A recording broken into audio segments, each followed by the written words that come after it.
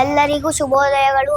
ನನ್ನ ಹೆಸರು ಸಾನ್ವಿ ಎಳ್ಳೂರ್. 4ನೇ ತರಗತಿ ವಿದ್ಯಾರ್ಥಿಗಳಿಂದ ಹಂಚಿ ತಿನ್ನೋಣ ಕಿರುನಾಟಕ ನಾಟಕವನ್ನು ಈಗ ಪ್ರಾರಂಭ ಮಾಡುತ್ತಿದ್ದೇವೆ. ಬಾಲು ಮತ್ತು ಸೇತು ಒಂದೇ ವಟಾರದಲ್ಲಿ ವಾಸ ಮಾಡುತ್ತಿದ್ದರು.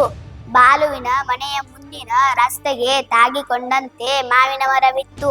ಅದು ಮಾವಿನ ಹಣ್ಣಿನ ಕಾಲ. ಮರದಲ್ಲಿ ಕೆಂಪು ಹಳದಿ ಬಣ್ಣದ ಹಣ್ಣುಗಳಾಗಿದ್ದವು.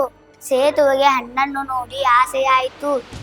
ಕಲ್ಲು ತೆಗೆದು ಒಗೆದ ಒಂದು ಹಣ್ಣು ಪಕ್ಕದ ಹಿತ್ತಲಿನಲ್ಲಿ ಬಿತ್ತು. ಬಾಲು ಓಡಿ ಬಂದು ಅದನ್ನು ತೆಗೆದುಕೊಂಡ. ಅಷ್ಟರಲ್ಲಿ ಸೇತು ಓಡಿ ಬಂದ. ಏ ಬಾಲು, ಕೊಡೋದು ನನ್ನ ಹಣ್ಣು. ಅಲ್ಲ, ನನ್ನದು. ನಾನು ಕಲ್ಲು ಎಸೆದಾಗ ಬಿದ್ದಿದ್ದ ಹಣ್ಣು. ಯಾವ ಮರದ ಹಣ್ಣು ಇದು? ಯಾವುದೇನು, ಮಾವಿನ ಮರದ್ದು. ಮರ ಇರುವುದು ಎಲ್ಲಿ ಹೇಳು? ದಾರಿ ಬದಿಯಲ್ಲಿ.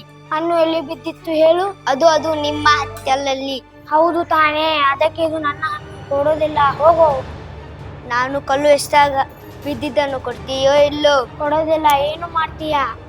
ಸೇತುವೆಗೆ ವಿಪರೀತ ಸಿಟ್ಟು ಬಂತು. ಬಾಲುವಿನ ಕೈಯಲ್ಲಿದ್ದ ಹಣ್ಣನ್ನು ಕಸಿಯಲು ನೋಡಿದನು. ಆಗಲಿಲ್ಲ. ಇಬ್ಬರು ಜಗಳವಾಡಿದರು.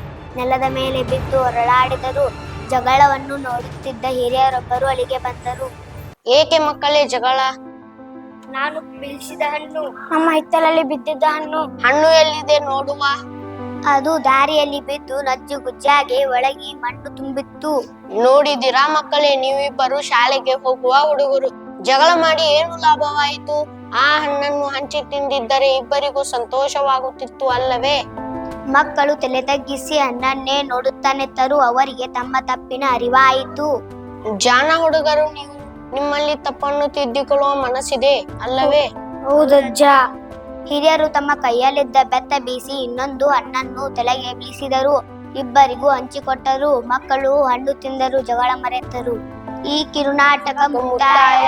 ಧನ್ಯವಾದಗಳು.